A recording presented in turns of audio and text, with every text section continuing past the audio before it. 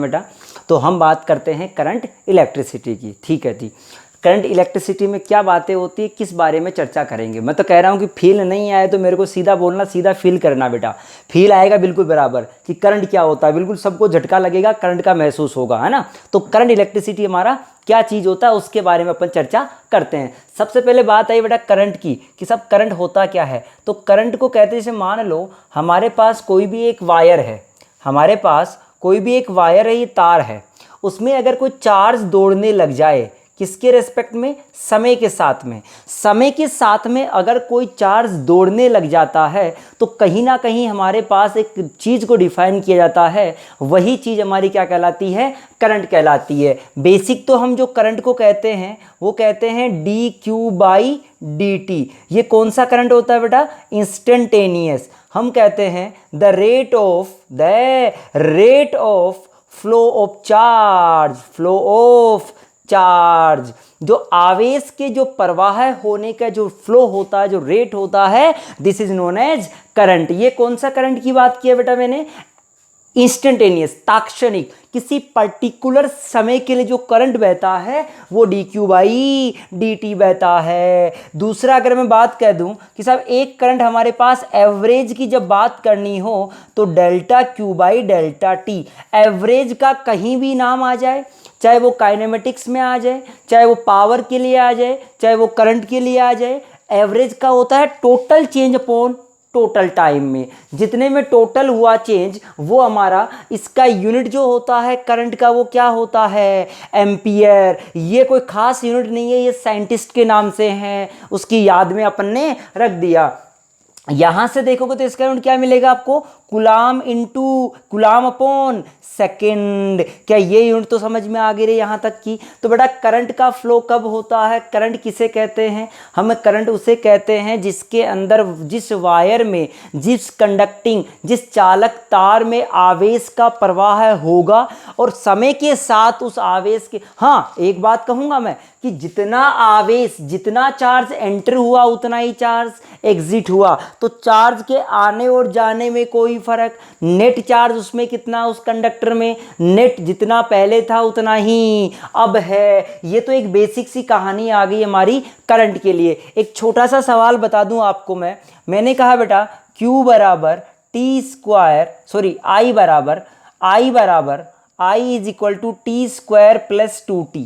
आपसे बोला गया कि आपको निकालना है Q, चार्ज निकालना है at t is equal to 1 second, 1 second पे चार्ज निकालना है। तो क्या करेंगे बेटा, I को क्या लिखेंगे, D q by d t. अरे नहीं आया यार, क्या D q by d T लिख सकता है तू यहाँ से, D q by d T लिख दिया तो सोच के देख, क्या यहाँ से डी क्यू बराबर t square plus 2t into d T आना चाहिए रे। अरे नहीं आया यार, क्या यहाँ से इंटीग्रेट कर देंगे, जीरो से लेके Q तक, 0 से लेके 1 सेकेंड तक। तो Q टोटल चार्ज कितना आ गया हमारा, t की power 3/3 plus T square, limit रख दे 0 से लेके 1, तो 1/3 प्लस 1 तो हो गया कितना, 4/3। यही आया क्या, चेक कर लेना, आंसर आ गया बेटा हमारा। तो ये हमने निकाला कि साहब किसी समय में चार्ज का फ्लो कितना हुआ, एक बेसिक सा फंडा हमने सवाल का कर लिया।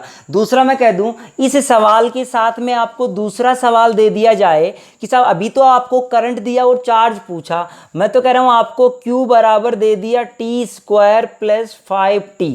आपसे बोला गया find the I current, average current, कौन सी करंट निकालनी है, average current in t is equal to 2 second.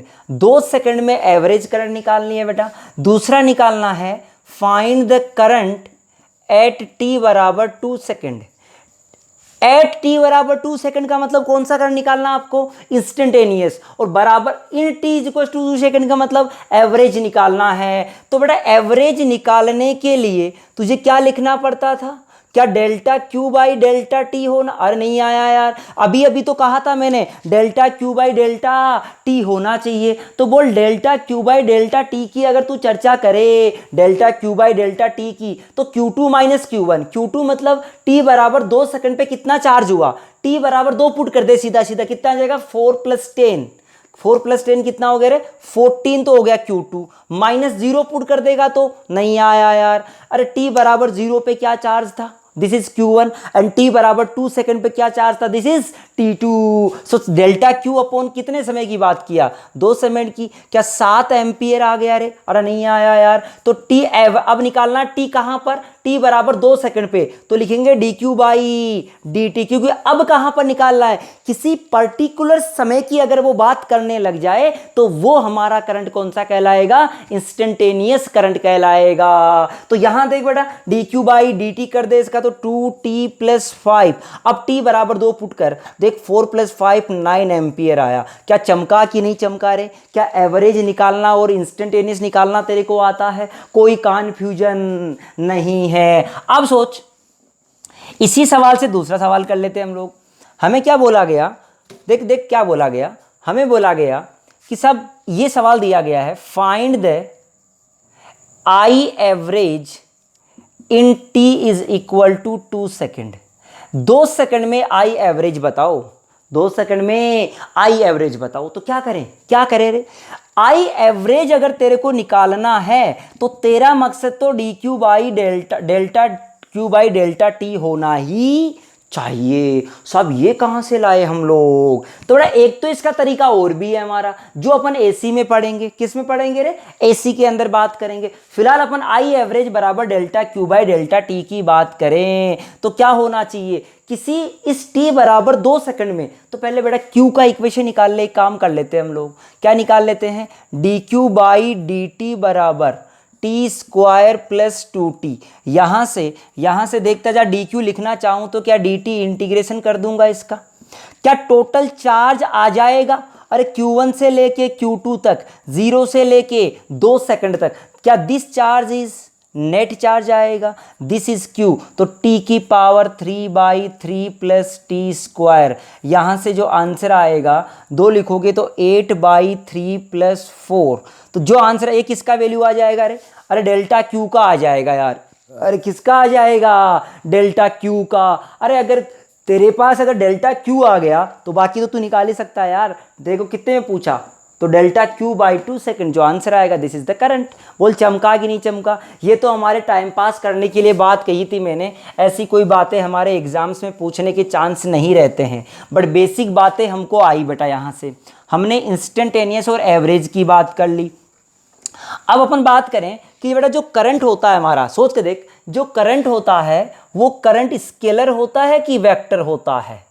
बेटा करंट जो होता है वो टेंसर क्वांटिटी होता है। कौन सा क्वांटिटी होता है?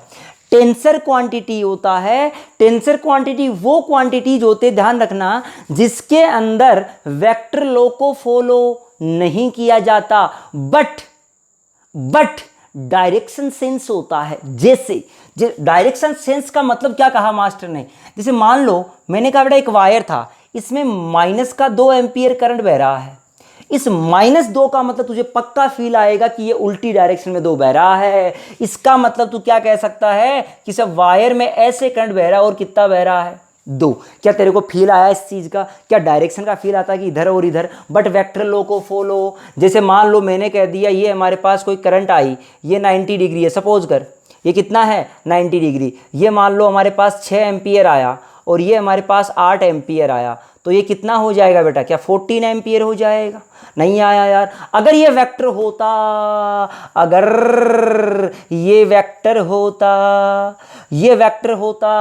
तो ये 8 और 6 कितना होता? 10 एम्पियर होता, जो कभी भी होता नहीं है। बोल चमकी कि नहीं चमकी रे मेरी बात यहाँ तक की? ये करंट का बेसिक नॉलेज टाइम पास करवाया मैंने। अब सोच, इस करंट के बारे में कुछ हमारे डायरेक्शंस की बात की जाती है कि साहब ये हमारे पास कोई कंडक्टिंग वायर है। अरे क्या है?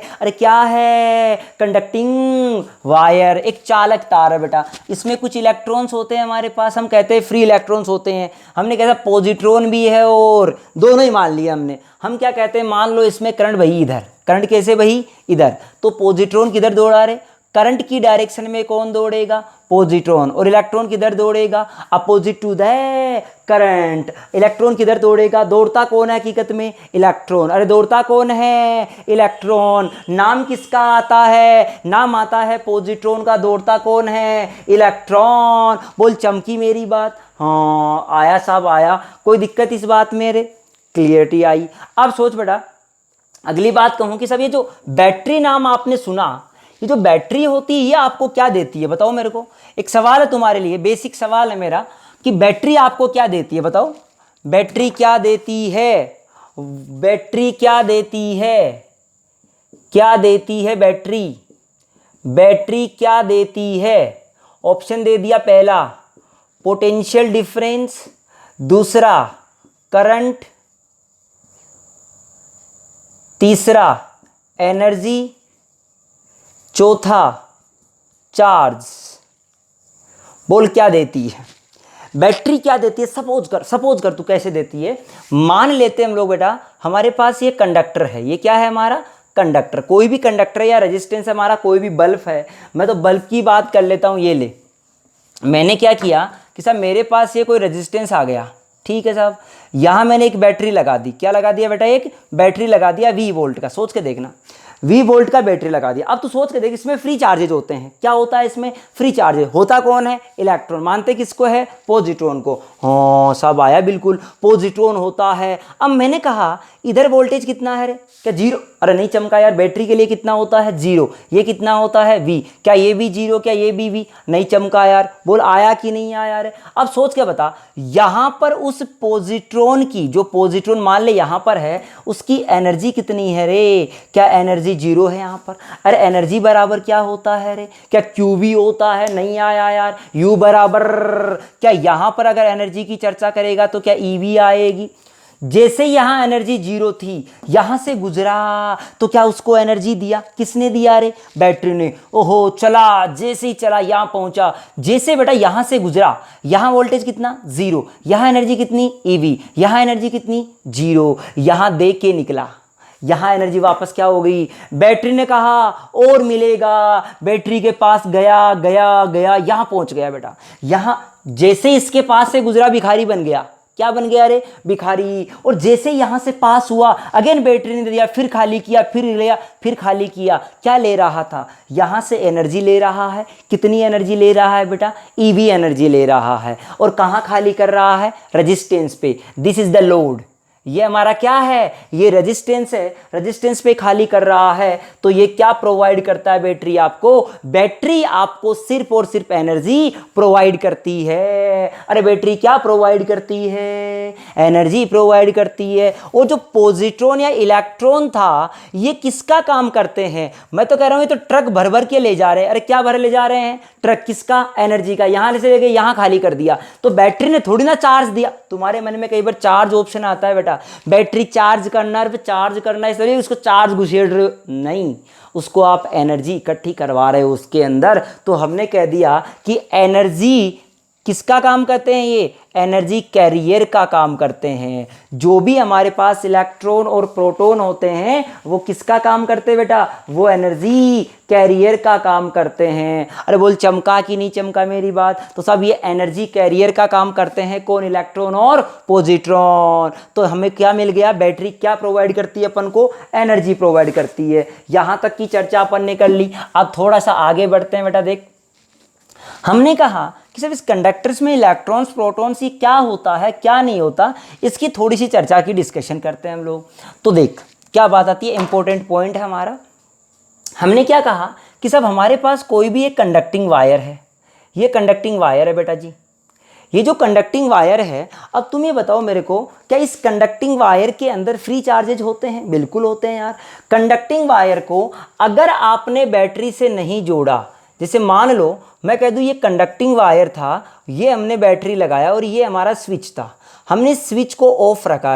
अभी क्या रखा रे? ऑफ रखा। जैसे आपने स्विच को ऑफ रखा, इसमें से कोई करंट, आई बराबर क्या हुआ रे? जीरो। आई बराबर क्या हुआ? कोई करंट नहीं बहा। तो क्या कहा गया? अरे इसमें कोई फ्री चार्जेस तो थे? बिल्कुल थे यार। और वो फ्री चार्जेस क्या कर रहे होते हैं उस समय पर, वो फ्री चार्जेस जो होंगे वो रेंडम मोशन कर रहे होते हैं। बेटा क्या कर रहे होते हैं, वो रेंडम मोशन कर रहे होते हैं। और इनिशियल और डेल्टा एक्स, या कह दूं डिस्प्लेसमेंट नेट कितना आया रे, 0। अरे नेट डिस्प्लेसमेंट कितना, नहीं चमका यार, क्या नेट डिस्प्लेसमेंट 0 आया कि नहीं आया रे? हाँ आया सर, बिल्कुल कोई दिक्कत नहीं है। और जो स्पीड आती है बेटा, एवरेज स्पीड, मैं कह देता हूं एवरेज स्पीड की जो रेंज आती है वो 10⁻³ से 10⁻⁴ आती है। अब सुनना, इसके लिए तो हमने कहा ये तो ओपन सर्किट था हमारा, इसके अंदर कोई कंडक्टर को बैटरी नहीं लगाया, तो क्या कर रहा था ये, रेंडम मोशन बिल्कुल कर रहा था। आपने जैसे इस कंडक्टर को बैटरी से जोड़ दिया, अरे किससे जोड़ दिया आपने इसको, बैटरी से जोड़ दिया बेटा। जैसे ही आपने बैटरी से जोड़ा तो सोच के देख, ये V वोल्ट का बैटरी, यहां पोटेंशियल कितना रे, क्या 0 होना चाहिए? क्या यहां भी पोटेंशियल 0 होना चाहिए? क्या यहां पोटेंशियल V होना चाहिए? सुनता जा तो बिल्कुल बैटरी के बारे में, अभी बैटरी की चर्चा ही कराऊंगा सारी में। ये हमारा क्या होना चाहिए, V। क्या ये हायर पोटेंशियल हो गया, ले लोअर, अरे नहीं आया यार। क्या हायर पोटेंशियल से लोअर पोटेंशियल की तरफ एक इलेक्ट्रिक फील्ड होना चाहिए, जो होगा V/L। L is the length of the wire, length of conductor. जैसे ही आपने इसको बैटरी से जोड़ दिया, अब क्या हुआ बेटा, अभी भी मोशन तो वो रैंडम जैसी ही करते हैं, लेकिन होगा क्या, ये जो इनिशियल पॉइंट ए है और ये फाइनल पॉइंट है, इनके बीच में एक डिस्प्लेसमेंट बच जाएगा नेट, जिसको मैंने आर नाम दे दिया। अरे क्या नाम दे दिया, आर। सब ए से लेके बी के बीच में हमारे पास एक डिस्प्लेसमेंट बच गया, नेट डिस्प्लेसमेंट बच गया। अब सोच, क्या यहां वेलोसिटी जो था एवरेज वो कितना था रे, क्या 0 था कि नहीं था, क्योंकि नेट डिस्प्लेसमेंट कितना था यहां पर 0, उसमें नेट डिस्प्लेसमेंट 0 था। पर क्या इसमें नेट डिस्प्लेसमेंट 0 है क्या, नहीं। यहां पर अगर आपसे कहा जाए कि एवरेज स्पीड जो होती है वो बहुत बहुत बहुत बड़ी है एवरेज वेलोसिटी से। ऐसा क्यों, देखो बेटा एवरेज स्पीड में क्या होता है, टोटल डिस्टेंस, बोल नहीं आया। क्या एवरेज वेलोसिटी में तो यही आता है रे, अरे नहीं बोल, आया कि नहीं आया? तो बेटा एवरेज स्पीड इज बहुत बहुत बहुत बहुत बड़ी देन एवरेज वेलोसिटी। पहली कहानी तो ये हमारी। दूसरी कहानी क्या बेटा, जो एवरेज वेलोसिटी था वो वेलोसिटी होगा कितना, क्या डिस्प्लेसमेंट अपॉन, नहीं चमका यार, displacement upon time, displacement r हुआ, टाइम क्या लगा, t. This velocity is known as drift velocity. अरे इसको क्या कहते हैं, this is known as drift velocity. मेरी बात चमकी, सुने कहानी दोबारा से, जैसी कहानी मुझे याद है वैसी तुमको याद होनी चाहिए। बेटा मैंने क्या कहा कि साहब एक कंडक्टर ले लिया, उस कंडक्टर को जब तक आपने बैटरी से नहीं जोड़ा गया तो उसके जो फ्री चार्जेस थे वो क्या कर रहे थे, रेंडम मोशन कर रहे थे, रेंडम मोशन कर रहे थे। लेकिन नेट डिस्प्लेसमेंट क्या था, 0। अगर नेट डिस्प्लेसमेंट 0 था तो उसका नेट वेलोसिटी भी क्या था, 0। एवरेज वेलोसिटी 0 था लेकिन एवरेज स्पीड 0 नहीं था। जैसे ही उस कंडक्टिंग वायर को हमने बैटरी से जोड़ दिया, जैसे ही हमने बैटरी से जोड़ दिया, तो बैटरी से जोड़ने के बाद वो जो कर रहा था अभी भी वैसे ही कर रहा, लेकिन नेट कुछ डिस्प्लेसमेंट बच जाता है बिकॉज ऑफ इलेक्ट्रिक फील्ड। क्योंकि हमारे पास यहां कोई भी पॉजिट्रॉन था, उस पर एक कोई भी फोर्स लगेगा, वो कितना लगेगा, ई लगेगा। उस फोर्स के कारण से एक नेट डिस्प्लेसमेंट बच गया इस डायरेक्शन में, तो थोड़ा सा ये डिस्प्लेस हो गया। तो ये जो डिस्प्लेसमेंट आया, ये डिस्प्लेसमेंट जिस वेलोसिटी से आया हमारा, वो वेलोसिटी हमारी क्या कहलाती है बेटा जी, क्या वही हमारा ड्रिफ्ट वेलोसिटी कहलाता है रे?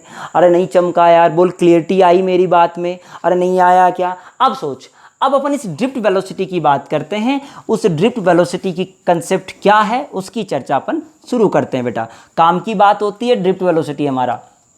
अब सोच के एक ड्रिफ्ट वेलोसिटी की चर्चाएं करते हैं। हेडिंग डाल लो, ड्रिफ्ट वेलोसिटी। लो भाई साहब, ड्रिफ्ट वेलोसिटी, इसे कहते हैं अपवहन वेग। अपवहन वेग। क्या कह दिया आपको? अपवहन वेग का डेफिनेशन दे दिया कि जब कंडक्टर को किसी बैटरी से जोड़ेंगे, बैटरी से जोड़ने के बाद उसके जो चार्जेस थे, फ्री चार्जेस, उनमें एक नेट डिस्प्लेसमेंट बच जाता है। तो जो नेट डिस्प्लेसमेंट जिस वेलोसिटी से बचा था, उस एवरेज वेलोसिटी का नाम क्या है हमारा? Drift velocity. अब सोच के देख बेटा, मैंने क्या कहा कि सब मेरे पास इलेक्ट्रॉन जो थे किसी कंडक्टर में, जब आपने बैटरी से जोड़ दिया तो वो इलेक्ट्रॉन तो आपको ऐसे ऐसे ऐसे ऐसे करके बताया, मैंने अभी अभी बताया था। लेकिन हमें किस चीज़ से मतलब है? उसके आगे जाने से। हमने वाले कि साहब हमारे पास जो इलेक्ट्रॉन थे वो एक तो थे नहीं, वो बहुत सारे रहे होंगे। मैं तो कह दूँ वो ऐसे थे, ये इलेक्ट्रॉन, ये इलेक्ट्रॉन, ये इलेक्ट्रॉन, ये इलेक्ट्रॉन, और भी रहे होंगे बेटा ऐसे ऐसे इन अ क्यू। अरे कैसे रहे होंगे बेटा? वो क्यू में रहे, जैसे किसका? डर डर, ऐसे नहीं आर्मी की तरफ खुपैच खुपैच खुपैच, ये चला तो ये उठाया, ये उठाया तो ये चला। ऐसा होता है कि नहीं होता? तो बेटा ये हमारा इन ए क्यू। तो जो चार्जेज होते हैं वो किस में होते हैं बेटा? वो क्यू में होते हैं। All the charges will be in, होते नहीं है, माना करते, मान लो हम मानते हैं, हमने कहा सब हमारे पास कैसे हैं? वो क्यू में है। अब सोच, जैसे ये किसकेगा तो ये आगे किसका होगा? ये आगे किसका? अगर ये बाहर निकला तो अंदर और आया होगा। बोल नहीं आया यार। तो मैंने क्या कहा कि सब मेरे पास जो कंडक्टर है हमारा, सोच के देख, ये कंडक्टर है मेरा, मैंने ये कह दिया इस कंडक्टर के अंदर कोई भी एक सेक्शन था हमारा, ध्यान सुनना, ये हमारा एक सेक्शन है जिसमें एक चीज को डिफाइन किया। सबसे पहले तो एक है एन। एन क्या है हमारा? Number of electrons, number of electrons या number of free charge carrier, free charge carrier per unit volume, per unit volume. N जो है वो number of free charge per unit volume होता है। अब सोच, जैसे ही तूने बैटरी लगाया, क्या इधर 0 वोल्ट था? रे इधर V वोल्ट था। क्या इधर की तरफ एक इलेक्ट्रिक फील्ड पैदा हो गया था? कितना हुआ था? क्या V/L हुआ था? अरे नहीं चमका यार। अब तू सोच के देख कि सब यहां पर अगर इलेक्ट्रॉन थे तो ये इलेक्ट्रॉनों का velocity, the velocity of the electrons, sorry positrons, हम बात पॉजिट्रॉन की कर रहे हैं, डरना मत इस बात से। द वेलोसिटी ऑफ पॉजिट्रॉन या E प्लस इज VD। बोल VD है क्या? अरे इनका वेलोसिटी क्या है हमारा? VD है। एरिया भी ले लेना, एरिया हमारा क्रॉस सेक्शन एरिया A है बेटा। VD वेलोसिटी से आगे जा रहा है, तो तू ये बता क्या DT समय में ये इलेक्ट्रॉन कितना आगे चले जाएंगे? मान लिया हमने क्या यहां पहुंच गए, क्या ये वाला किसक के यहां आ गए? रे अरे ये वाले किसक के यहां नहीं चमका यार। बता क्या DT समय में ये चलेंगे VD इंटू DT? क्या दिस इज DX आ गया? रे अरे नहीं चमका यार। क्या ये displacement of the free charges ये आया हमारा? बोल क्लियरिटी आई रे। अब सोच, हमें निकालना है टोटल चार्ज, टोटल इस वॉल्यूम के अंदर, इस वॉल्यूम में कितना चार्ज। क्यों हम तो वॉल्यूम की बात करेंगे बेटा? क्योंकि जो कंडक्टिंग वायर होगा उसके अंदर, पूरे के अंदर हमारे चार्ज फैले होंगे। तो हमने कह दिया तो छोटा सा dV, छोटा सा dV वॉल्यूम बता, तो वॉल्यूम क्या लिखेंगे बेटा? एरिया इंटू छोटा सा डिस्प्लेसमेंट। अरे नहीं चमका यार। दिस इज द एरिया और दिस इज द डिस्प्लेसमेंट। इस वॉल्यूम में पूरे में चार्ज भरे होंगे, क्योंकि मैंने अभी भी कहा था ये किसका, तो पीछे से आ रहे होंगे ऐसे ऐसे ऐसे ऐसे, है ना? तो ये आ रहे थे और ये जा रहे थे, तो इतने वॉल्यूम में हमारे चार्ज भर गए। तो हमने कहा A इंटू DX। अब सोच, क्या DX को क्या लिख सकता है तू? लिख दे यहां से VD into DT, this is DT। ये क्या हमारा DX का वैल्यू रख दिया। अब तू सोच के बता, दिस DV ये क्या है? Volume. Number of free charge carrier, तो मैं कह दूं total number of free charge carrier in DV volume, कि DV वॉल्यूम में कितने फ्री चार्जेस हैं हमारे। तो हम कह देंगे बेटा वो है D, जो भी है हमारे टोटल, वो है हमारे DV इंटू N। अरे नहीं चमका यार। DV इंटू N, इतने वॉल्यूम में, इकाई वॉल्यूम में ये है, यूनिट वॉल्यूम में, और इतने वॉल्यूम में ये, इतना वॉल्यूम कितना रे? A into N into VD into DT। नहीं चमका यार। तो मैं कह दूं total charge, total charge on these number of, ये टोटल नंबर आ गया बेटा, total number of free charge कह रही है, total charge on the conductor is if one charge has the charge of ई।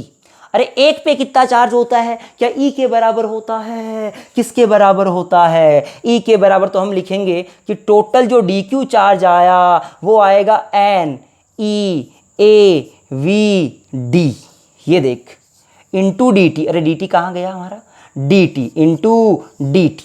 चमका कि नहीं चमका रे, क्या हमने दिस चार्ज डी क्यू निकाल लिया। अगर आपने ये डी क्यू चार्ज निकाल लिया, अब सोच के देख बेटा फिर से, तेरे को चाहिए करंट, तेरे को क्या चाहिए, करंट यहां से, तो d q by d t is equal to N e A v d. यहां से this is known as I average. अरे ये क्या कहलाएगा हमारा, आई कहलाएगा, कुछ भी लिख दे, ये आई लिख दिया मैंने, तो यहाँ से वी डी बराबर क्या आ गया। अरे बेसिकली ये delta Q by delta T होता है बेटा, डी क्यू नहीं होता, डी क्यू तो मैं लेके चला हूँ, बाकी डेल्टा एक्स होता है। ये क्या होता है हमारा, ये डेल्टा एक्स होता है। तो वी डी बराबर कितना आ गया, अरे आई अपॉन एन ई ए। ये हमारे पास एक रिलेशन आ गया है। आपको बहुत बार इसके सवाल सीधे सीधे मिलेंगे। सवाल किस तरह से आते हैं सोच के देखना। मैंने कहा कि 50 ग्राम कॉपर है, कितना कॉपर है बेटा, 50 ग्राम। सोच के देखना, सवाल लिख रहा हूं मैं, लिख लो आप, नोट कर लें। 50 ग्राम कॉपर है हमारे पास। उस कॉपर के प्रत्येक एटम में, एक एटम में एक इलेक्ट्रॉन फ्री है। कितना इलेक्ट्रॉन फ्री है, एक इलेक्ट्रॉन, एक इलेक्ट्रॉन फ्री है। उसका ड्रिफ्ट वेलोसिटी 10⁻⁻6 दे दिया, 10⁻⁻6 मीटर पर सेकंड। आपसे बोला गया उसे बहने वाली करंट बताओ, उससे बहने वाली करंट। तो क्या करना पड़ेगा सोच के देखना। आपको करंट पूछा है बेटा, आई पूछा है, ये पूछा है, आपको नंबर ऑफ फ्री चार्जेस निकालने हैं।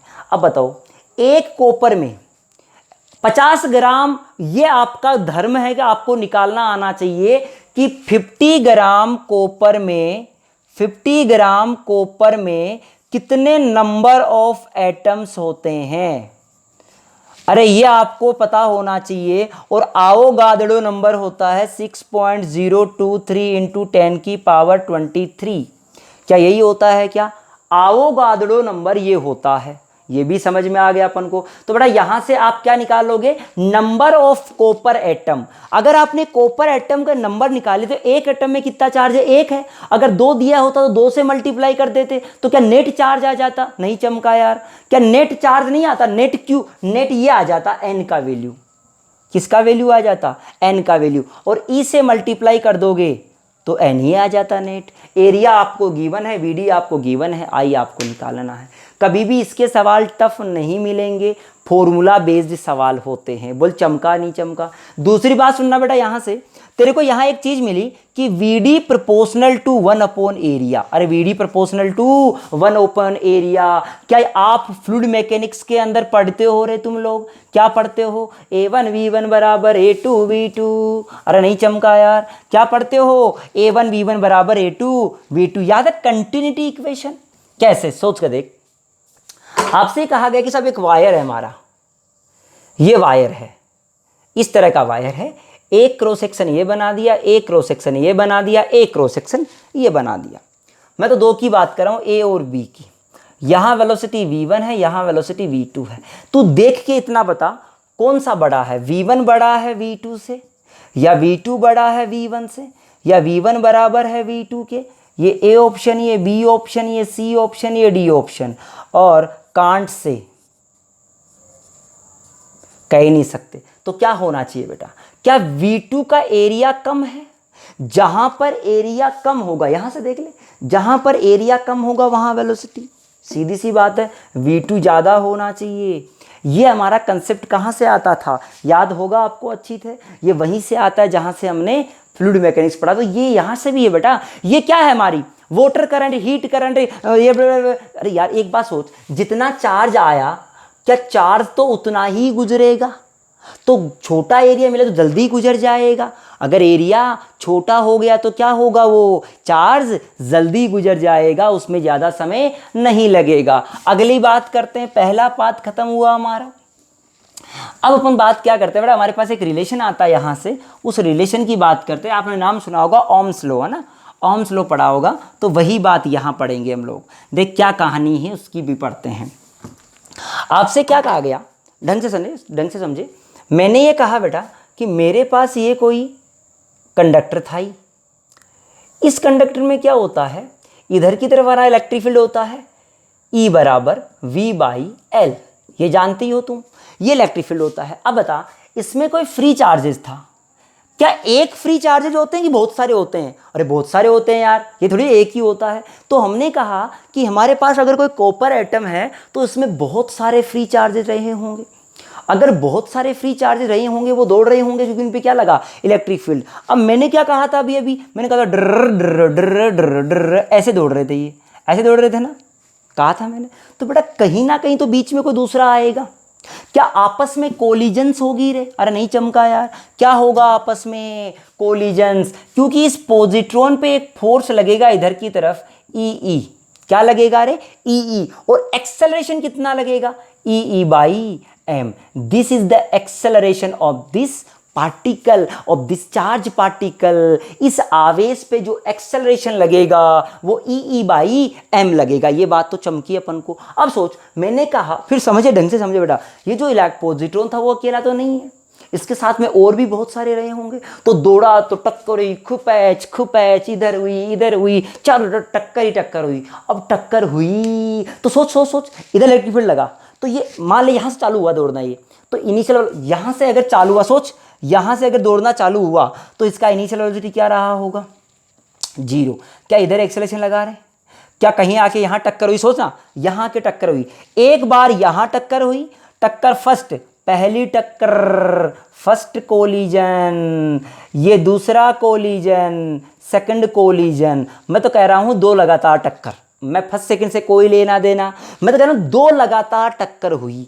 तो यहाँ पर वेलोसिटी 0, तो चलो यहाँ मैक्सिमम हुआ, फिर वापस 0 हुई, फिर वापस दौड़ना शुरू करेगा, फिर कहीं टक्कर होगी, ऐसे बार बार होती जाएगी हमारी। तो मैंने क्या कहा कि 2 टक्कर के बीच में जो डिस्टेंस चला है ये, वो distance is known as free mean path. अरे ये क्या कहलाता है? मुक्त माध्य पथ, मुक्त माध्य पथ कहते हैं, फ्री मीन पाथ कहा जाता है। जब 2 लगातार कोलिजन के बीच में कोई डिस्टेंस रहती है, वो डिस्टेंस हमारी क्या कहलाती है? Free mean path. और सोच, इस कोलिजन से लेके इस कोलिजन तक कोई समय भी लगा होगा। अरे 2 कोलिजन के बीच का समय, या मैं कह दूं एक कोलिजन किया, फिर आराम किया, फिर दूसरा कोलिजन किया, this is time is relaxation time. जो टाइम होगा, the time between any two consecutive collisions is tau, is known as relaxation time which is known as tau. इसको नाम दे दिया हमने लैम्बडा, और this is known as tau. ये बात चमकी कि नहीं चमकी रे? बता, आया समझ में कि साहब हमने ये निकाल लिया? बोल, क्लैरिटी आई मेरी ये बात में? हाँ, चमका सा बिल्कुल। अब बेटा मेरे को लैम्बडा चाहिए, मेरे को क्या चाहिए? लैम्बडा, क्योंकि मुझे क्या चाहिए? Drift velocity. अब तू बता, क्या ड्रिफ्ट वेलोसिटी क्या हुआ करती थी? क्या डिस्प्लेसमेंट अपॉन टाइम? अरे नहीं चमका यार, डिस्प्लेसमेंट अपॉन टाइम, एक इक्वेशन ये आया। दूसरा मैं कह दूं कि साहब लैम्बडा बराबर लिखना चाहूं तो लैम्बडा बराबर क्या आएगा? Velocity average velocity into tau, average velocity into tau. और एवरेज वेलोसिटी एक्सेलरेशन से निकाल ले। कैसे? अरे भाई एक्सेलरेशन तेरे पास है, वो कितना है? E/m into tau. v बराबर u प्लस AT, v बराबर u प्लस, अरे नहीं चमका यार, ये नहीं आया क्या रे? v बराबर u प्लस AT, तो E/m इंटू टाउ, क्या टाउ स्क्वायर हो गया रे? मैंने किसका वैल्यू लिख दिया? ये Vd का। नहीं चमका यार, बोल। ये तो क्या v एवरेज लिखा मैंने, इसके साथ में इंटू टाउ आ गया। अब मैं क्या लिख रहा था? मुझे v एवरेज यहाँ लिख देता हूँ अलग से, अगर कंफ्यूज हो रहा हो तो समझ ले बेटा। ये v एवरेज, पहले तो Vd बराबर λ/t लिख दिया। दूसरा मैं कहने का लैम्बडा चाहिए मेरे को, v एवरेज इंटू टाइम होगा मेरा टाउ। तो v एवरेज कितना लिखूंगा? वो लिखूंगा a इंटू टी। जब एवरेज निकालना हो तो a इंटू टी। ए का वैल्यू कितना हमारा? ए का वैल्यू कहाँ लिखा था? ये रहा, E/m। टी का वैल्यू टाउ, तो ई बाई एम इंटू टाउ, और ये टाउ हमारा मल्टीप्लाई में आ गया। ये तो हमारा किसका वैल्यू आया रे, देख v average a into tau, ये हमारा लैम्बडा का वैल्यू आया।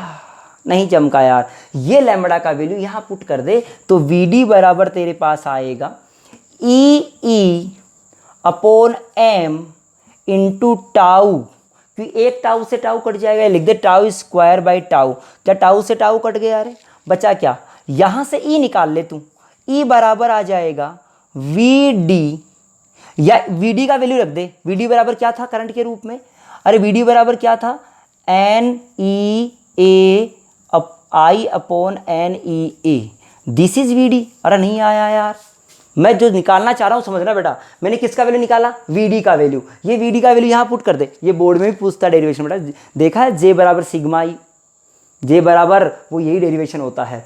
तो ई का, चले एक काम कर लेते हैं, वी डी का वैल्यू पुट करते हैं यहाँ, आई अपॉन एन ई ए लिख दिया मैंने वी डी का वैल्यू, इंटू ई टाउ अपॉन एम इंटू ई, यहां तक चमका रहे। और सोचना बेटा, इसको थोड़ा सा रफ कर दूं मैं, सब लोग नोट कर लें एक बार इसको, क्या कहानी है क्या नहीं है वो चीज़ें आपको पता रहनी चाहिए। अब मैं आगे बात करता हूँ बेटा, तो मैंने क्या लिखा बेटा, मैं यहाँ तक पहुँच गया, अब मेरे पास जो है वो यहाँ आ गया। देख दो तो कहानी यहाँ से मिलती है, आई अपॉन ए को क्या लिख सकता है तू, जे, अरे आई अपॉन ए क्या कहलाता है, जे, जे को कहते हैं करंट डेंसिटी, बाद में पढ़ाऊंगा अभी मैं, is equal to n into e square into tau upon m, ये हमारा ई। नहीं देखा क्या रे ये फॉर्मूला, आपको ये सीधा सीधा भी याद रहना चाहिए फॉर्मूला। ये जो कहानी होती है बेटा, एक नाम आता है हमारा, तो सुनना इक्वेशन याद रखे, एक नंबर इक्वेशन, एक नंबर इक्वेशन। मैंने कहा यहाँ से वापस आ जा, ई की जगह लिख दे वी बाई एल, ई की जगह क्या लिख सकता है वी बाई एल, तो हमने कह दिया I is equal to N E square tau upon M L into V, V का वैल्यू निकालना चाह रहा हूँ, वी बराबर M L upon N E square into tau into आई।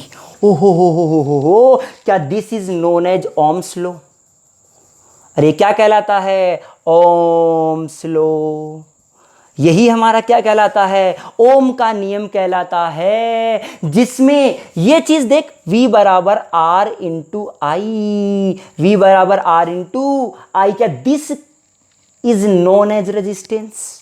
नहीं चमका यार, यहां से तू देखेगा तो R बराबर क्या V बाई आई आया, जिसको हम लिख सकते हैं m L upon N E square into tau. क्या यही हमारा रेजिस्टेंस होता है रे यार, क्या रेजिस्टेंस बराबर V by l is equal to m l, ये दिस इज रेजिस्टेंस, ये हमारा टर्म क्या बना रहे हमारा, क्या यही हमने इसी को नाम हमने क्या दे दिया, अरे नहीं चमका यार, इसी का नाम हमने क्या दे दिया, रेजिस्टेंस नाम दे दिया, रेजिस्टेंस आ गया बेटा तेरे पास। अब बता मेरे को, क्या रेजिस्टेंस डिपेंड्स ऑन पोटेंशियल, क्या पोटेंशियल बढ़ाऊंगा तो रेजिस्टेंस बढ़ेगा, बिल्कुल बढ़ेगा, करंट बढ़ाऊंगा तो घटेगा, गलत बात, ना तो रेजिस्टेंस V पे डिपेंड करता है ना ही रेजिस्टेंस करंट पे डिपेंड करता है।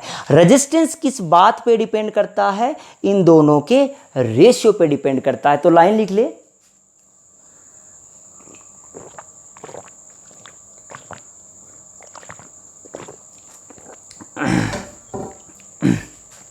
लाइन लिख लो बेटा कि resistance does not depends on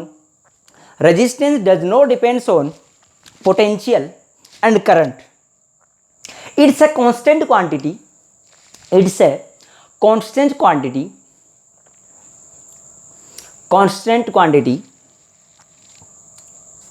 which depends on ratio of V upon I, ratio of V upon I के रेशियो पे डिपेंड करता है, V और I पे डिपेंड नहीं करता है बेटा ये चीज। तो ये बात आपको समझ में आ गई यहाँ तक कि साहब किस किस बात पे हमारा रेजिस्टेंस डिपेंड करता है। अब ये चर्चा अपन को करनी है, अब अपन हमारा मेन चैप्टर जो है बेटा, अब थोड़ा थोड़ा हम घुसने लग गए चैप्टर के अंदर। यानी यहाँ पे एक चीज देखो बेटा, फॉर्मूले में फॉर्मूले रिलेशंस है हमारे, फॉर्मूले में फॉर्मूले हैं, ऐसे रटोगे तो भूल जाओगे, समझोगे तो चीजें याद रहेगी।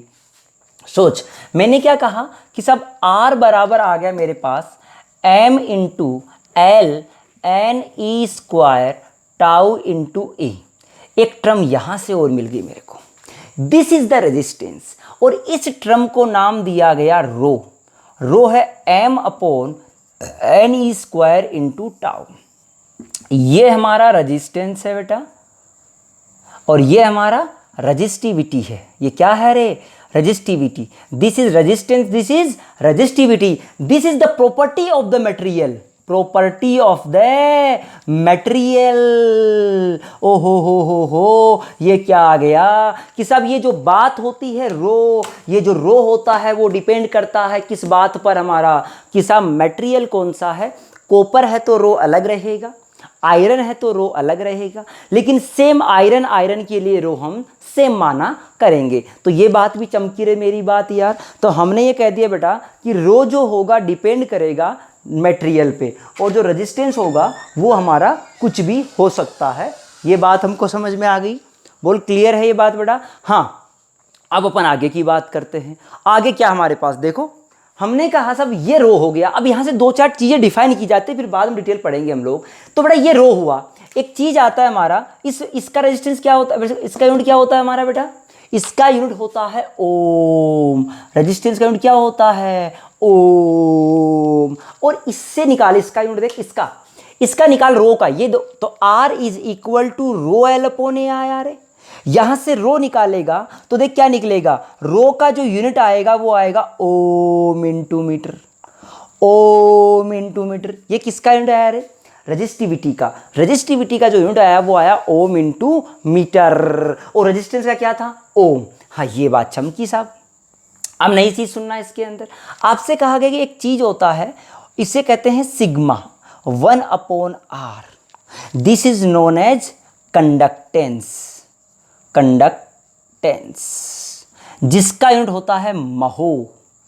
क्या होता है? महो। इसका उल्टा ओम का, आर का उल्टा रेजिस्टेंस। अरे जो जिसका रेजिस्टेंस ज्यादा है वो बेकार कंडक्टर, नहीं चमका यार, बेकार कंडक्टर। तो कंडक्टेंस को डिफाइन किया, रेजिस्टेंस का अपोजिट कंडक्टेंस। दूसरा होता है के, कई बार इसको और भी के लिख सकते हैं, के लिखा मैंने 1 अपॉन रो, दिस इज, अरे 1 अपॉन रो को क्या लिखेंगे? Conductivity, conductivity. इसका यूनिट होता है महो अपॉन मीटर, महो अपॉन मीटर। इसका उल्टा यूनिट कर दो तो महो अपॉन मीटर। ये कंडक्टिविटी, ये हमारा कंडक्टेंस, ये रेजिस्टेंस, और दिस इज रेजिस्टिविटी। ये चार बातें हमने यहाँ पढ़ी जो हमारे काम आएगी। हम आगे तक इस चीज़ों को लेके चलेंगे बेटा। किस किस तरह से हैं वो बातें समझते जाएं। यहाँ पर मैंने एक रिलेशन छोड़ दिया था बीच में ही। अब ये तो आपको पता चल गया कि V बराबर आई आर वाला रिलेशन यहाँ से निकाला। इसको मैं एक बार छोड़, V बराबर R into I, this is Ohm's law. तो ओम का नियम हमारा ये हो गया, ओम का नियम ये हो गया। अब हम यहाँ से निकालते हैं, ये भी हमारा ओम्स लॉ ही कहलाता है। सोच के देख, हमने क्या कहा बेटा, यहाँ से आपने इसको रो कहा। देख J बराबर, देख रो हमारा ये था, तो क्या ये 1 अपॉन रो हो गया? अरे नहीं आया यार, ये 1 अपॉन रो को क्या लिख सकता हूँ? क्या कंडक्टिविटी लिख सकता हूँ यार मैं? नहीं चमका रहे। क्या कंडक्टिविटी K इंटू ई। कई बार इसको और भी फॉर्म में लिख सकते हैं बेटा। मैंने जैसे इसको सिग्मा माना ना, कई बार इसको सिग्मा मान लेते कुछ बुकों में, तो उससे डरना नहीं है। ये हमारा J बराबर सिग्मा ई भी बोल सकते हैं, पर सिग्मा मैंने यहाँ कंडक्टेंस लिया है, कंडक्टिविटी क्या लिया है मैंने? K लिया है। तो जो आपको अच्छा लगे उस हिसाब से सिंबल लेना, वो आपका, ये हमारा एक प्रूफ हो गया एक तरह से। ये फॉर्मूला आपको आना ही चाहिए। अब बात आई, छोटी सी अपन बात करें इस रेजिस्टेंस के बारे में, अब एक बार बात करेंगे, फिर इनकी डिटेल अब हमें काफ़ी अच्छे से पढ़ेंगे नहीं डिटेल बेटा। देख किसकी बात करते हैं हम लोग? इस रेजिस्टेंस की बात करते हैं कि सब रेजिस्टेंस जो होता है वो करंट पे डिपेंड नहीं करता। क्या रेजिस्टेंस हमारा पोटेंशियल पे डिपेंड करता है? नहीं करता साहब। देख हमने कहा कि R is equal to V by I, ये बात तो आपने पढ़ी। फिर आया M into L N E square into tau A, ये भी पढ़ा आपने, जिसको आपने रो L अपॉन ए कह दिया। पहली बात धीरे धीरे सुनते जाए, आराम से, बिल्कुल कोई जल्दबाजी नहीं करनी है बेटा। हमने कहा कि सब हमारे पास जो है रेजिस्टेंस बराबर V बाई आई आया, तो रेजिस्टेंस जो है,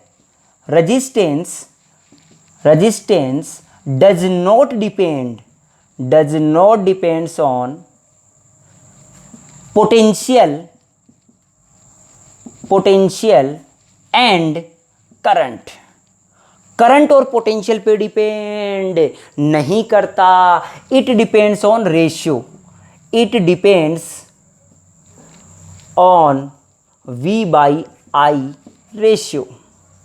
इस रेशियो पे डिपेंड करेगा ये इस पे डिपेंड, आई पे और V पे डिपेंड। याद सुन लेना बेटा, मैं कह दूं यार बल्ब है, सोच बल्ब है, यार तू बल्ब लेके आया मार्केट से, सोचना बिल्कुल मेरी फीलिंग को समझना, बल्ब लेके आया मार्केट से, है ना, वो रेजिस्टेंस फिक्स होता, वायर की लेंथ एरिया सब फिक्स होता है।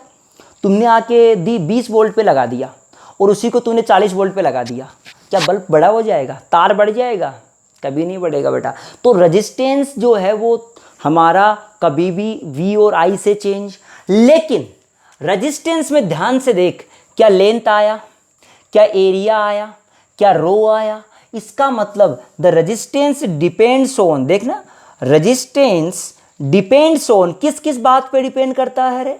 डिपेंड्स ऑन रेजिस्टिविटी, या कह दूं property of the material, property of the material. पहली बात तो साहब यही हुई, क्या मटेरियल की प्रॉपर्टी पे डिपेंड करेगा रे? अरे नहीं चमका यार, क्या मटेरियल पे डिपेंड करेगा कि साहब मटेरियल कौन सा, कॉपर है, एल्यूमिनियम है या कुछ और है? इस बात पे हमारा डिपेंड कौन करता है? रेजिस्टेंस डिपेंड करता है। दूसरी बात अगर अपन कहना चाहे, अगली बात की अगर करें अपन बात, तो देखो हमने क्या कहा बेटा, ये तो हमने कह दिया साहब depends on property of the material. अगली बात कहें, क्या लेंथ पे डिपेंड करता है, क्या एरिया पे डिपेंड करता है?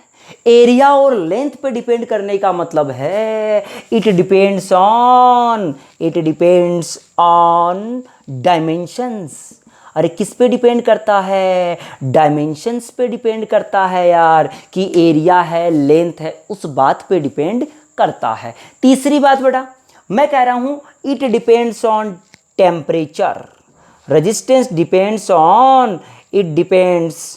On temperature. सुनते हैं ना, टेम्परेचर पे कैसे डिपेंड करता है उस पर थोड़ी सी चर्चा करते हैं हम लोग। मेन चर्चा तो आगे ही कराऊंगा, पर फिलहाल कर लेते हैं। हमने क्या कहा बेटा, सोच के देखना, अभी मैं ये नहीं करा बढ़ रहा है कि घट रहा है, अभी तो आगे पढ़ाऊंगा मैं, सिर्फ बताता हूं डिपेंड करता है बेटा। मान लो हमारे पास कोई भी मटेरियल था, आपने टेम्परेचर बढ़ाया बेटा, जैसे ही आप टेम्परेचर बढ़ाओगे, क्या जो आपके जो फ्री चार्जेस थे क्या तेज दौड़ना शुरू कर देंगे? अरे ड्र ड्र, क्या उनकी काइनेटिक एनर्जी बढ़ जाएगी? 3/2 kT, और नहीं चमका यार, 3F/2 nRT या KT, 3/2 F/2 KT, याद है? तो हम बात करें बेटा, ये जो एनर्जी है वो बढ़ जाएगी, जैसे टेम्परेचर बढ़ाओगे उनकी काइनेटिक एनर्जी बढ़ जाएगी, वो जितना ध्यान रख, तेज दौड़ने लग जाएंगे। जैसे तेज दौड़े, क्या जो कोलिजन्स होगी वो जल्दी जल्दी होगी? नहीं चमका यार। अगर कोलिजन्स जल्दी जल्दी होगी, क्या टाउ का वैल्यू घट जाएगा? अरे टाउ का वैल्यू घट गया, देखना टाउ का वैल्यू घट गया, तब ये रेजिस्टेंस बढ़ गया। इसका मतलब R डिपेंड्स ऑन टेम्परेचर, ये बात अभी ध्यान रखिए। अगली बात, resistance depends on flow of direction of current. Current की डायरेक्शन पर भी डिपेंड करता है कि साहब करंट की डायरेक्शन किधर है, कैसे बह रही है करंट, इस बात पर भी हमारा क्या डिपेंड करता है बेटा? रेजिस्टेंस डिपेंड करता है कि करंट की हमारी डायरेक्शन क्या है। तो करंट की डायरेक्शन पर कैसे डिपेंड करता है उसको अपन एक्सप्लेन करेंगे। अब उसके 2-4 सवाल भी करेंगे, बहुत ज़्यादा एडवांस लेवल के तो नहीं कराऊंगा, लेकिन जेई मेन और नीट लेवल तक कराऊंगा। इसका एक्सप्लेनेशन मैं आपको दे रहा हूँ। कैसे एक्सप्लेनेशन है उस पर चलते हैं बेटा। देख,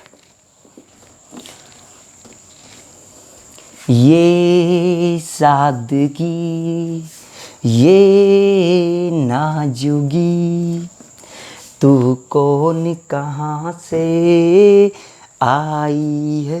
हाँ, तो हमने क्या कहा बेटा कि जो रेजिस्टेंस होता है वो depends on direction of flow of current. Current के फ्लो की डायरेक्शन पे हमारा डिपेंड करता है। और वो किस तरह से डिपेंड करता है उसकी बात बिल्कुल चमकनी चाहिए यार। आर बड़ा यहाँ से सवाल भी आते रहते हैं। रो एल अपॉन ई, पहली बात तो रो हमारा रेजिस्टिविटी होता है, तू अच्छे से जानता है। एल क्या होता है हमारा, लेंथ ऑफ द वायर। अरे लेंथ ऑफ द वायर, ध्यान सुना, length of the wire, of the wire along the direction of current.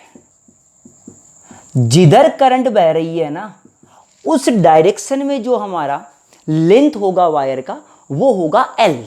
समझ गए, कौन सी लेंथ होनी चाहिए, along the direction of current. चमकी साहब, ए होगा cross section area, cross section area of wire. Cross section area कौन सा बेटा, perpendicular to flow of current. Current की फ्लो के परपेंडिकुलर जो होगा वो हमारा, समझ में आ गई ये बात बेटा। अब सुन यहां से अपन बातें शुरुआत करेंगे। जैसे किस डायरेक्शन पर कैसे डिपेंड करता है वो चर्चा तो करें हम लोग। मान ले मैंने ये ले लिया एक बेटा क्यूब, क्या ले लिया, एक क्यूब ले लिया। देख ऐसा सब हमने कहा एक क्यूब है हमारे पास, क्यूब नहीं है रे, क्यूबॉइड, क्यूब नहीं है। ये कह दिया this side is A, this side is B and this is C. अलग अलग साइड है, ध्यान से सुनना। मैं इसमें इधर से करंट बहा रहा हूं, ऐसे करंट बहा रहा हूं, चमकना चाहिए बिल्कुल। कैसे करंट बहा रहा हूं, समझ में आ गया ना। इसके परपेंडिकुलर करंट बहा रहा हूं, ऐसे करंट जा रही है, ठीक। आपको यहां का रेजिस्टेंस है R1, वो R1 लिखना है तो क्या लिखोगे, रो इनटू लेंथ। करंट कैसे बह रही है, ऐसे, तो ऐसे में थिकनेस कितनी है इसकी, अरे along the direction of current कितना है, ए तो है यार, ए। एल की जगह कितना आ गया, ए अपॉन एरिया कौन सा लोगे, ये वाले से गुजर रही है रे, ये देख ऐसे जा रही है ना ऐसे, तो ये वाला कितना है देख, बी है, और ये वाला कितना है, सी, तो B into C. This area is B C. क्या this is the resistance of R1, नहीं चमका यार। और सुन, अगर मान ले मैं ऐसे करंट बहाता इस वाले में, ये 2 नंबर है हमारा, और ऐसे करंट निकलती 2 नंबर में, तो R2 बता, तो R2 क्या लिखता है, rho into along the direction of current क्या आएगा, बी। एरिया क्या बन जाएगा, कि ये एरिया लेना पड़ेगा, कितना आएगा, ए इंटू सी। क्या एक बात बता दे मेरे को, क्या अलग अलग डायरेक्शन के लिए सेम हमारा जो वायर था उस वायर के लिए रेजिस्टेंस का वैल्यू अलग अलग आया है। इसका मतलब it depends on direction of flow of current. उड़ गए तोते प्राण निकल गए भाई साहब। अब सुन, अब इसके 2-4 न्यूमेरिकल करते हैं, फिर आगे बढ़ते हैं बेटा। यहाँ तक समझ में आ गया तेरे को न्यूमेरिकल में किस किस तरह के न्यूमेरिकल करते हैं, उस पर चलते हैं। पहले देख, दोनों मैं लेवल के न्यूमेरिकल भी कराऊंगा, ठीक ठाक कराऊंगा, ज़्यादा हायर पे भी नहीं जाऊंगा। जेई वाले के लिए लिख दूंगा, जेई वाले एडवांस वाले जो बच्चे हैं वो सोल्व कर लेना उन सवाल को, अच्छा है, कर लेंगे तो बढ़िया है। देख, ये इसी डायरेक्शन बेस्ड न्यूमेरिकल होते हैं हमारे, बट वेरिएबल केयर ऐसे होते हैं हमारे जो मैंने अभी पढ़ाया नहीं आपको। देखो मैंने क्या कहा, पहला ही सवाल कहा कि साहब ये हमारा सिलेंडर है बेटा, सिलेंड्रिकल वायर है, ये सिलेंड्रिकल वायर हमारा, इस वायर का ये जो है वो हमारी एक्सेस है, ये हमारी क्या है बेटा जी, ये एक्सेस है, ठीक। यहां मटेरियल है हमारा, ध्यान से देखना, मटेरियल कहाँ है, यहां चमका है, चमका, मटेरियल कहाँ है, यानी ये मटेरियल का भरा हुआ है तुम्हारा होलो वायर। इंटरनल रेडियस R1 है, एक्सटर्नल रेडियस R2 है, लेंथ L है। आपसे बोला गया find the resistance when current is flow in direction of length की डायरेक्शन में करंट को हम बहा रहे हैं, तब आपसे पूछा गया कि सब कितना हमारा रेजिस्टेंस होगा वो बताओ मेरे को, तो कैसे लिखेंगे उस रेजिस्टेंस को वो देखने बेटा। हमें क्या लिखना है रे, हमारा मकसद है R बराबर रो। L कौन सा लिखूं, क्या करंट ऐसे बह रही है रे, अरे करंट अगर ऐसे बह रही है तो सोच लेंथ तो ये L ही होगा अपॉन एरिया। एरिया कौन सा लेना है, जिधर करंट बह रही है उसके परपेंडिकुलर मटेरियल जितने में है, जितने में क्या होना चाहिए, मटेरियल होना चाहिए। तो सोच के देख मटेरियल कितनी डिस्टेंस है बेटा, क्या इसी में तो मटेरियल है, लिख सकता हूं pi into R2 square minus R1 square. पहला आंसर खत्म हो गया, चमका रहे ये बात। अगला सवाल देख, इसी में आपसे कहा गया अब की बार जो आप करंट बहा रहे हो वो ऐसे बहा रहे हो, देखना ये आपका होलो वायर था, आप इसके अंदर जो करंट बहा रहे हो वो इस तरह से बाहर की तरफ बहा रहे हो बेटा, ऐसे ये मटेरियल था ऐसे बहा रहे हो इधर इधर। बेटा सेम चीज आप हीट ट्रांसफर में पढ़ोगे, हीट ट्रांसफर करंट इलेक्ट्रिसिटी एक ही टॉपिक है। ये लो करंट कैसे बह रही है समझ में आ गया। अब की बार जो हमने करंट बहाया वो इस तरह से बहाया, ये इसका क्रॉस सेक्शन था ही, वही R1 R2 और वही लेंथ L है। रेजिस्टेंस पूछ लिया आपसे, क्या करें रेजिस्टेंस कैसे निकालें, तो क्या करना पड़ेगा ध्यान से देखना बेटा। अगर तुझे फील आया साइड व्यू देख, साइड से देख, इधर से देख, इसको साइड व्यू बनाएगा अगर इसका तू साइड व्यू बनाएगा तो ये कैसा बनेगा, क्या दिस इज द R1 और दिस इज R2, क्या ये हमारा साइड व्यू बनेगा। अरे उड़ गए तोते भाई साहब, बात होगी तो प्राण निकल गए ऐसे ही, नहीं चमका यार, बोल आया कि नहीं आया। अरे ये हमारा साइड से देखा ना हमने तो दिखा ये R1 ये R2 दिखा, सही बात। अब तू सोच के देख इसके अनुसार क्या करंट बाहर बह रही है, ऐसे सोच के देख, सोच के देख। अगर साइड से देखेगा तो क्या करंट कुछ ऐसे बह रही है, पक्की बात है। अगर करंट ऐसे बह रही है तो सोच के देखिए हर बार एरिया बढ़ता जा रहा है, बाहर की तरफ जा रहा है, तो क्या क्रॉस सेक्शन एरिया बदल रहा है। क्रॉस सेक्शन एरिया बदल रहा है तो क्या लगाना पड़ेगा, सांप लगाना पड़ेगा। और रे रे रे रे रे रे रे तो क्या करेंगे बेटा, हम क्या करेंगे यहां से x पे जाके dx का एक क्या तोड़ देंगे, होलो सिलेंडर तोड़ देंगे। कितनी मोटाई का बेटा, dx मोटाई का। सोच के देखना, क्योंकि वेरी कर रहा है ना एरिया तो हमको वेरिएबल बनाना पड़ेगा इसको। वेरिएबल का एक ही फंडा होता है हमारा, सांप लगाने के लिए टुकड़ा तोड़ते हैं हम लोग। एलिमेंटल एरिया तोड़ लिया मैंने, सोच के देखना बिल्कुल। क्या इस एलिमेंटल को मैं यहां बना लेता, तुम देख इस एलिमेंटल को मैंने यहां बना लिया अलग से, जिसका मोटाई कितना है dx, इसका मोटाई है dx, इसका रेडियस है x, इसका रेडियस कितना बेटा जी x है। चलो साहब बहुत बढ़िया। इसके लिए छोटा सा dr लिख, क्योंकि करंट ऐसे बह रही है बाहर की तरफ, करंट कैसे बह रही है बाहर की तरफ। अब तेरे को सोच के लिखना है, ऐसा नहीं कि तुक्का मार रहा है तू, सोच देख। ये तो हमारा ये था, मैं कह दूं कि साहब उस सवाल में अगर आपको रेजिस्टेंस लिखना है तो क्या लिखोगे, पहले इस छोटे से टुकड़े के लिए रेजिस्टेंस लिखो। इस छोटे से टुकड़े का रेजिस्टेंस आएगा छोटा सा dr, वो आएगा रो इंटू L। कितना लिखूं, करंट ऐसे बह रही है, करंट के परपेंडिकुलर जो लेंथ होगा वो कितना है dx। सोच के देख, क्या करंट ऐसे बह रहा है रे, ऐसे जा रहा है तो क्या यही लेंथ हमारा dx आया, ये dx अपॉन। और सोचना एरिया कितना लिखूं, क्या एरिया इतने का आएगा, बोल एरिया कितना आएगा रे 2 pi into R into L, area of the cylinder 2 pi x into, क्या इसका नेट निकालना है तो 0 से लेके या R1 से लेके R2 तक आएगा रे।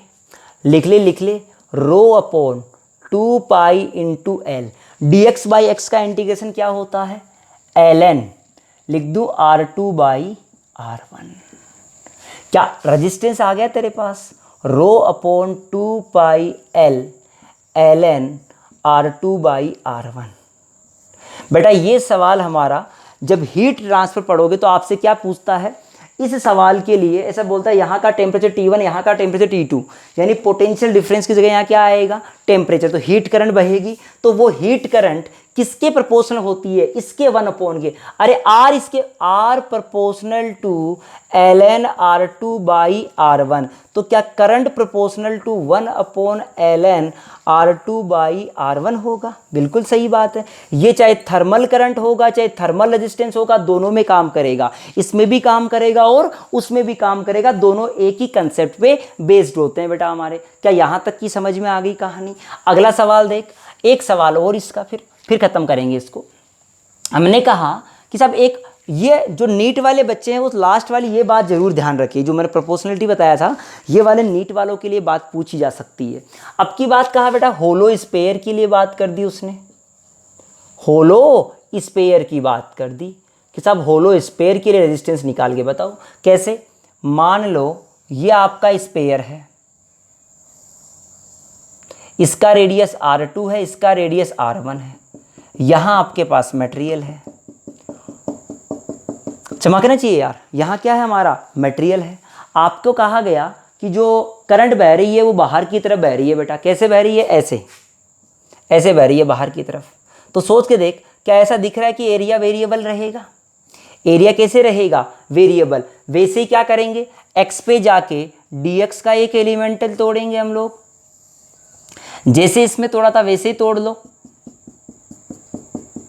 इसमें क्या बना था, होलो सिलेंडर, इसमें क्या बनेगा, होलो स्पेयर। हमने बोला कि साहब x रेडियस पे, x पे जाके dx का तोड़ दिया हमने। इसके लिए छोटा सा dr लिखो, dr क्या लिखोगे, rho into dx upon area बोलो तो 4 पाई x स्क्वायर, क्योंकि ये गोल मोल बनेगा ऐसे ऐसे, है ना, 4 पाई x स्क्वायर। इंटीग्रेशन कर दे, कहाँ से कहाँ तक, R1 से लेके R2 तक, तो R बराबर आ जाएगा रो इंटू, इसका इंटीग्रेशन आएगा माइनस का 1/x, माइनस का 1/x, तो लिखूंगा rho into rho upon 4 pi into 1 upon R1 minus 1 upon R2।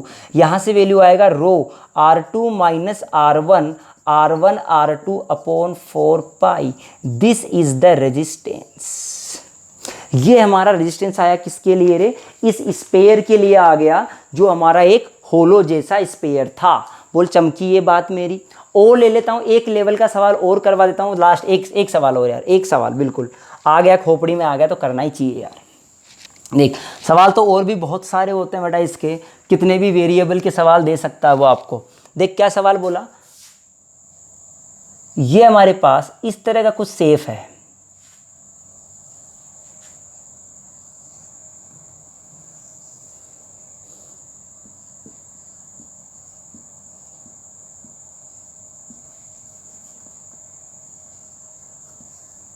देखो बेटा टेपर्ड शेप है हमारा। कैसा शेप है बेटा, टेपर। इसका रेडियस है वो a है बेटा, और यहाँ का रेडियस b है, ठीक है। करंट बहा रहे हैं इस तरह से, इसका लेंथ भी है l। करंट कैसे बहा रहे हैं, इस तरह से बहा रहे हैं करंट। हाँ चमक गया साहब यहाँ तक। अब सुन, यहाँ तक की बात तो हमने देख ली। अब आपको चाहिए रेजिस्टेंस बेटा इसका, तो रेजिस्टेंस कैसे निकालना है, यहाँ से x पे जाओ, कितने पे जाओ, x पे, और dx मोटाई का एक एलिमेंट काट दो, ये dx मोटाई होगी बेटा। इस dx मोटाई वाले का रेडियस है r, क्या है हमारा r, यहाँ a था यहाँ b है और यहाँ क्या है r। तो आप छोटा सा dr लिखो पहले, तो इसके लिए लिखोगे dr, क्या लिखोगे, रो इंटू dx अपॉन क्या लिखोगे, पाई इंटू r स्क्वायर।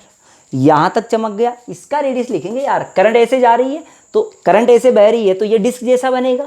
कैसा बनेगा, ये डिस्क जैसा तो लिख दिया मैंने, ये बात तो चमका। लेकिन x अलग वेरिएबल है और r अलग वेरिएबल है, तो ढंग से देखना, मैं r का वैल्यू लिख रहा हूं, r का वैल्यू लिखूंगा b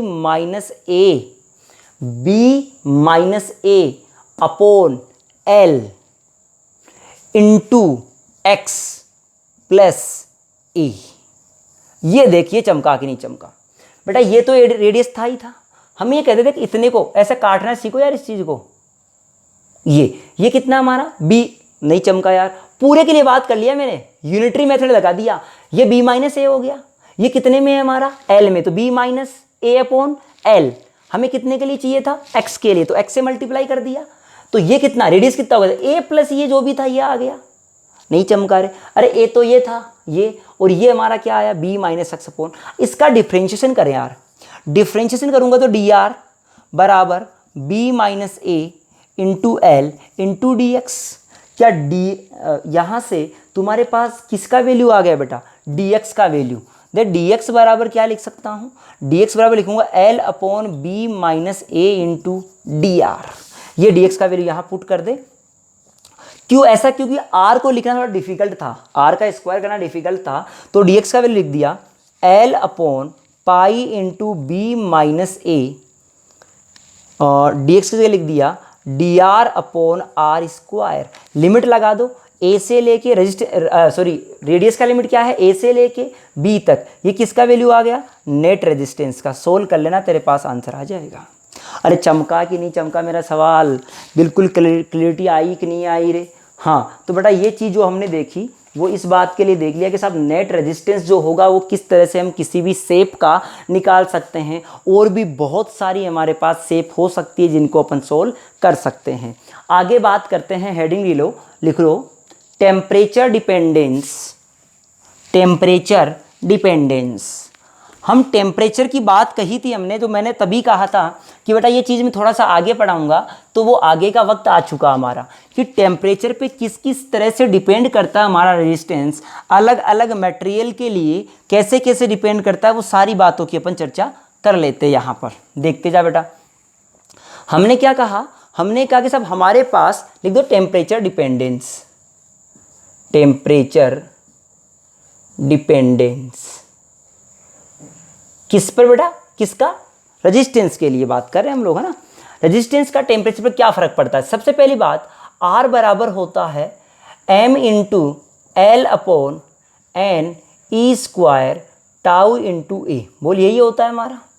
सब हमने कह दिया रेजिस्टेंस बराबर M L N E square tau upon A, ये हम जानते ही हैं, बिल्कुल जानते हैं साहब, कोई दिक्कत नहीं है यहाँ तक। हमने क्या कहा कि हम बात करें कंडक्टर की, कंडक्टर की बेटा, दूसरी बात करें, एक मिनट, कंडक्टर, दूसरी बात करेंगे सेमीकंडक्टर की, दोनों बातें करेंगे।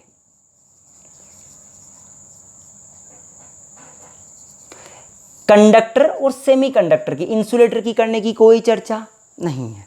देख मैंने टेम्परेचर को बढ़ाया, अगर मैं टेम्परेचर बढ़ाऊंगा तो सोच के देख, क्या जो कंडक्टर होता है उसमें पहले से फ्री चार्जेज होते हैं, कंडक्टर में पहले से फ्री चार्जेज होते हैं, इसका मतलब जैसे ही आप टेम्परेचर बढ़ाओगे तो क्या वो जल्दी जल्दी दौड़ना शुरू कर देंगे, अगर जल्दी जल्दी दौड़ना शुरू कर देंगे तो टाउ का वैल्यू घट जाएगा, क्योंकि कोलिजन का समय घट गया, तो जल्दी तोड़ने लगे तो टाउ का वैल्यू घट गया, टाउ का वैल्यू घट गया तो बेटा ये जो टर्म था, इस टर्म को आपने क्या नाम दिया था, रेजिस्टिविटी, तो रेजिस्टिविटी का वैल्यू क्या हो जाएगा, बढ़ जाएगा, रेजिस्टिविटी बढ़ गई तो रेजिस्टेंस बढ़ जाएगा। ये किसकी बात आ गई हमारी, कंडक्टर में। बेसिक सी बात बताइए फिलहाल मैं बात करता हूँ सेमीकंडक्टर। बताओ बेटा नॉर्मल टेम्परेचर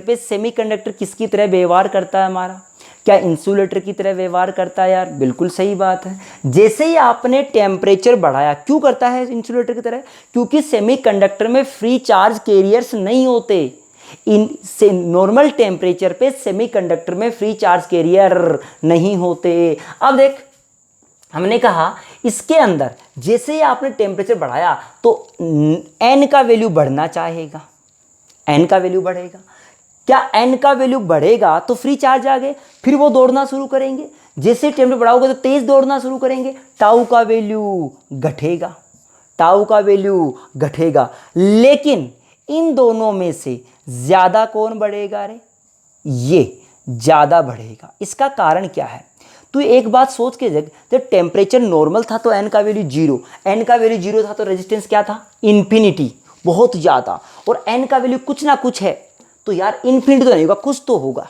इन्फिनिटी थोड़ा कम होगा, इसका मतलब ये ज़्यादा हमारा बढ़ेगा। इसके कंपैरिजन में ये डोमिनेट कर रहा है ना, डोमिनेट कर रहा है, तो मैंने कहा सब रेजिस्टिविटी का वैल्यू घट गया, n बढ़ने से रेजिस्टिविटी का वैल्यू घट गया और रेजिस्टेंस भी घट गया। तो थोड़ा थोड़ा हमारा सेमीकंडक्टर किसी तरह काम करने लग जाता है, अरे कंडक्टर की तरह काम करने लग जाता है। ये हमने यहाँ तक की इसकी चर्चा कर लिया।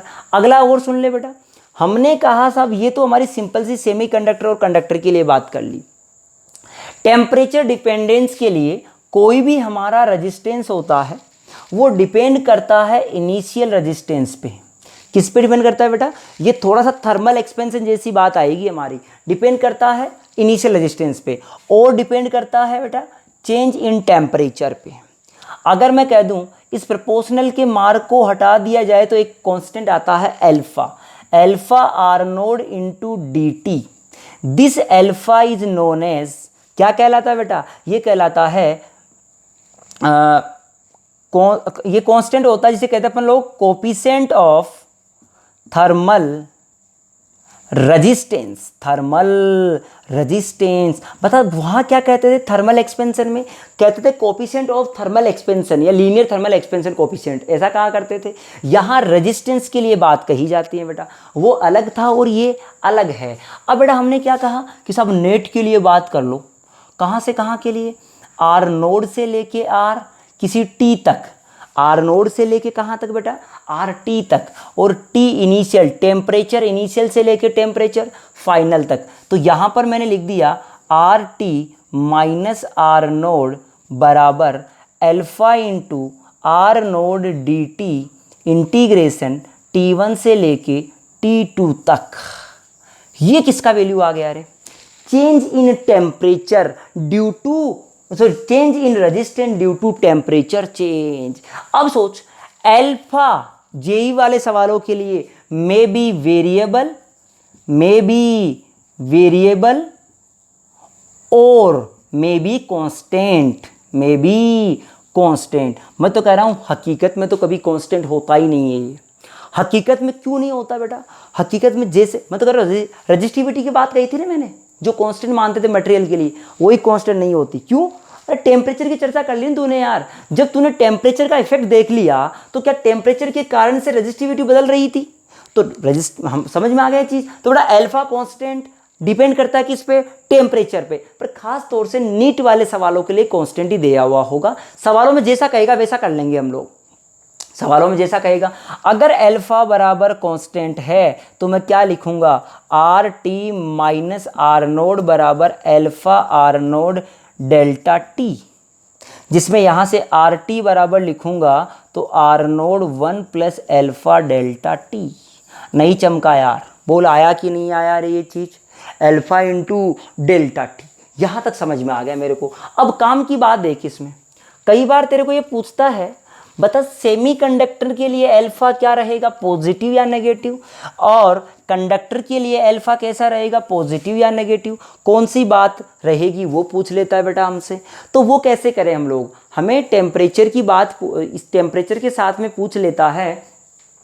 मैं कह दूं, सोच के देख अल्फा फॉर सेमीकंडक्टर के लिए, अल्फा फॉर कंडक्टर के लिए। अब बता मेरे को पॉजिटिव होगा कि नेगेटिव? सोच के देख, क्या जैसे ही टेम्परेचर बढ़ाओगे तो रेजिस्टेंस बढ़ेगा या घटेगा सेमीकंडक्टर का? क्या रेजिस्टेंस घटेगा तो क्या दिस शुड बी नेगेटिव होना चाहिए रे यार? तो मैंने कह दिया सेमीकंडक्टर के लिए अल्फा कैसा होता है, नेगेटिव, और कंडक्टर के लिए रेजिस्टेंस बढ़ना चाहिए तो कुछ ऐड होना चाहिए, तो कैसा होना चाहिए? ये बात भी याद रखे बेटा कि सेमीकंडक्टर के लिए हमारा रेजिस्टेंस प्लस का होना चाहिए और इसके लिए हमारा रेजिस्टेंस कैसा होना चाहिए, माइनस का होना चाहिए। बोल क्लियरिटी आ गई मेरी ये बात समझ में? कोई दिक्कत इसमें? इसके सवाल कैसे होते हैं? इसके सवाल ऐसे होते हैं बेटा, ये जो बेसिकली यूज किया जाता है ना, ये फॉर्मूला हमारा, ये तब यूज किया जाता है जब टेम्परेचर डिफरेंस स्मॉल हो। खास तौर से ये जो बात यूज की जाती है वो तब यूज की जाती है जब टेम्परेचर डिफरेंस जो है वो स्मॉल हो। ज़्यादा के लिए सही नहीं होता हकीकत में, जबकि हम करते हैं न्यूमेरिकली, हम करते हैं, पर हकीकत में इसको बनाया नहीं गया था बड़े डिफरेंस के लिए। ये डिफरेंस कैसा होना चाहिए था? छोटा होना चाहिए। अगर कांस्टेंट नहीं है अल्फा तो ये यूज में लोगे, और अगर कांस्टेंट है तो ये यूज में ले सकते हो। सवाल कैसा होता है कि साहब 5 डिग्री सेल्सियस पर रेजिस्टेंस का वैल्यू 10 ओम है, बताओ 20 डिग्री सेल्सियस पर रेजिस्टेंस का वैल्यू कितना होगा, 20 डिग्री सेल्सियस पर रेजिस्टेंस का वैल्यू कितना होगा, वो इससे सोल्व करोगे बेटा, कर लोगे सोल्व। मैं कह रहा हूँ सिंपल सा होता है, एक बार इसके लिए लगा देना, एक बार दोबारा लगा देना, ऐसा इक्वेशन हमारे पास आंसर आ जाएगा। कोई भी एक चीज़ पूछेगा, कुछ भी पूछ ले, अल्फा पूछ सकता है, रेजिस्टेंस पूछ सकता है, फाइनल कुछ भी पूछ सकता है, ठीक है ये बात। अब एक बार फिर से वापस आते हैं बेटा, चलो अगली जो बात है वो अपन नेक्स्ट लेक्चर में पढ़ते हैं। ये हमारा लेक्चर यहीं ख़त्म करते हैं। अगला अपन रेजिस्टेंस में कुछ परिवर्तन के सवाल करेंगे, problems on the change in resistance when change in the length और चेंज इन द एरिया और इनमें जो लेंथ में चेंज करेंगे उसके कारण से हमारे रेजिस्टेंस में क्या चेंजेज आते हैं, परसेंटेज में चेंजेज निकालेंगे बेटा, और बड़े लेवल पे कितना टाइम्स बढ़ गया कितना टाइम्स घट गया वो सारी बातें करेंगे। उसके बाद में अपन स्टार्ट करेंगे अपना सर्किट। धन्यवाद सबको। सभी बच्चों से रिक्वेस्ट है कि सभी अपने चैनल को लाइक करें और सब्सक्राइब करें और अपने फ्रेंड्स के अंदर, अपने सर्कल के अंदर इसको शेयर करें ताकि अपन ज़्यादा से ज़्यादा लोगों के साथ जुड़ सकें। धन्यवाद बेटा।